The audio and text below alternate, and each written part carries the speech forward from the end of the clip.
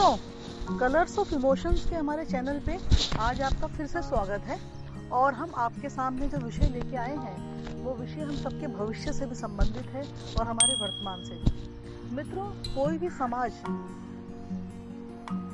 किसी भी राष्ट्र का आधार होता है और समाज यदि मजबूत है तो राष्ट्र मजबूत है, ऐसा माना जाता है और ऐसा हमारी आंकड़े भी हमें बताते हैं। लेकिन आज अगर हम गौर से देखें तो दिखने में लग रहा है कि हमारा समाज बढ़ रहा है, हम लोग प्रगति कर रहे हैं, हमारे यहाँ एजुकेशन का स्तर बढ़ रहा है, हमारे बच्चे ज़्यादा क्वालिफाइड हैं। लेकिन दूसरे स्तर पे अगर हम देखें तो हमारे समाज में पारिवारिक स्तर के ऊपर पतन का सिलसिला धीमी गति से नहीं, बड़ी तीव्र गति से बढ़ रहा है। मित्रों, पहले परिवारों के अंदर मदपान यानी कि शराब पीने की आदत को बहुत बुरा माना जाता था। जो लोग शराब पीते थे उनको अच्छी नज़र से नहीं देखा जाता था और पुरुष वर्ग ही इस समस्या से ग्रस्त था।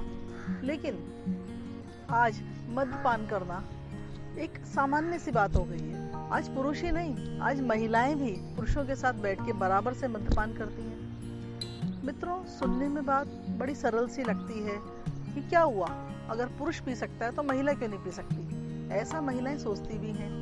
और ऐसा एक समाज के अंदर एक विशिष्ट वर्ग है जो इस बात का संवाहक होता है, जो ये बात कहता है कि दोनों के अधिकार बराबर हैं, दोनों सब कुछ कर सकते हैं। लेकिन यहीं से आरंभ होता है एक ऐसा बिंदु जो हमें हमारे राष्ट्र की सुदृढ़ता, राष्ट्र की मजबूती को हिलाने वाला कार्य करता है। आप पूछेंगे, भाई मद्यपान से राष्ट्र हिलाने की जैसी बात क्या होगी? मित्रों देखो, किसी भी परिवार की इकाई स्त्री और पुरुष दोनों होते हैं। जब तक परिवार की एक भी इकाई मजबूत रहती है वो परिवार को संभाल ले जाती है। लेकिन अगर परिवार की दोनों ही इकाइयां डामाडोल हो जाए तो ऐसे परिवार को संभालना क्या आपको सरल लगता है?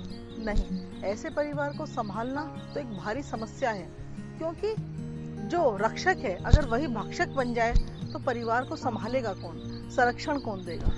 मित्रों, महिला का स्थान, अगर हम एक तरफ ईश्वर की बात करते हैं तो हम मानते हैं कि धरती पर जब ईश्वर ने बच्चों को पैदा किया, भेजा, तो उसने उनके साथ एक संरक्षक भेजा माँ के रूप में। और माँ वो चीज़ है, माँ वो व्यक्ति है जो उन बच्चों को वो सुरक्षा प्रदान करता है जो सुरक्षा जीवन में कोई और बाल अवस्था के अंदर प्रदान कर भी नहीं सकता। अगर वही माँ व्यसन में पड़ जाए, वही माँ पिता के साथ बैठकर दारू पीने लग जाए, शराब पीने लग जाए, तो उस स्थिति के अंदर उन छोटे छोटे बच्चों का क्या होगा जो पूर्ण रूप से अपनी माँ के ऊपर निर्भर करते हैं। और ऐसा कहा भी गया है कि माँ अपने बच्चों का प्रथम शिक्षक होती है। मित्रों, समस्या गंभीर है, लेकिन अगर समस्या के गर्भ तक पहुंचे, इसकी जड़ तक पहुंचे, तो हम इस बात पर पहुंचते हैं कि समस्या बढ़ क्यों रही है।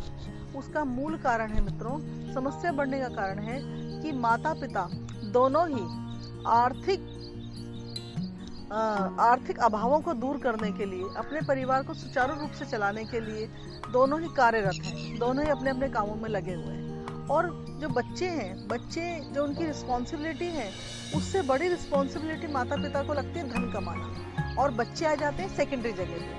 वो ये सोचते हैं कि बच्चों को अच्छी एजुकेशन देके, बढ़िया वाले स्कूल में एडमिशन करवा के, अच्छी कोचिंग प्रदान करके और बड़े बड़े अच्छे अच्छे गैजेट्स लेके, लैपटॉप लेके, मोबाइल्स देके, बढ़िया कपड़े पहनाकर वो अपने बच्चों का बढ़िया पोषण कर रहे हैं। लेकिन क्या आप भी ऐसा मानते हैं कि इन चीज़ों से बच्चों का पोषण होता है? मित्रों, मैं ये कहना चाहूँगी कि आज का जो विषय मैंने आपके आगे छोड़ा है, ये विषय हम आगे भी लेके चलेंगे, इसके अंदर आगे भी चर्चा करेंगे। लेकिन आप इस पर विचार करिए और आप ये विचार कर मुझे कमेंट बॉक्स के अंदर बताइए कि मेरे द्वारा उठाया हुआ ये प्रश्न क्या सत्य है या नहीं है। समाज की सुदृढ़ रचना के लिए हमें अपने बच्चों पर उतना ध्यान जितना दिया जाना चाहिए, क्या हम दे पा रहे हैं या नहीं दे पा रहे हैं? आप जैसा भी अनुभव करते हैं, आप मेरे इस चैनल के कमेंट बॉक्स के अंदर मुझे इसके बारे में बताइए, इस पर चर्चा करिए। और तब तक के लिए, जब तक आप इस कार्य में व्यस्त हैं, मैं अपनी वाणी को विराम देती हूँ और आपसे लेती हूँ।